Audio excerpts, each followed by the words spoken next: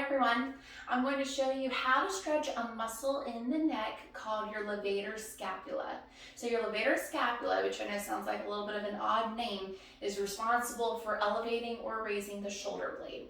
It attaches on what's called the transverse process of the neck from your C1 to C4 vertebrae.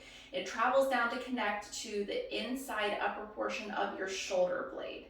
Now, in order to stretch this muscle, it's actually really similar to the upper traps stretch that we've done previously, but with a little bit of a different angle. So what I'm going to do is, if I want to stretch one side of the levator scapula, then I'm going to bend away from that side I'm trying to stretch. So let's say it's my right side, for example. I'm going to bend away from that side, similar to the upper trap stretch, but then I'm going to turn and look down, still facing away from that side I'm trying to stretch. I'm going to take the same side arm as where my head is facing, grab over the top of my head and give a little pull down.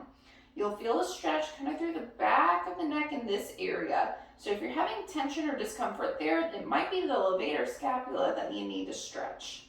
All right, now let's reverse that. If I need to stretch my left levator scapula, I'm going to bend away from that side, turn and look down, still away, and then take that same side arm and give a little pull down, very gentle. Make sure the shoulders are relaxed, they're not hiking up. And again, you should feel a stretch right through this area here, okay? That's for your levator scapula. Try to do a hold time for a sum total of 1 minute. You can do short intervals if the muscle's really tight and you can't tolerate holding it for that long, but just again, try to make it a total of 1 minute.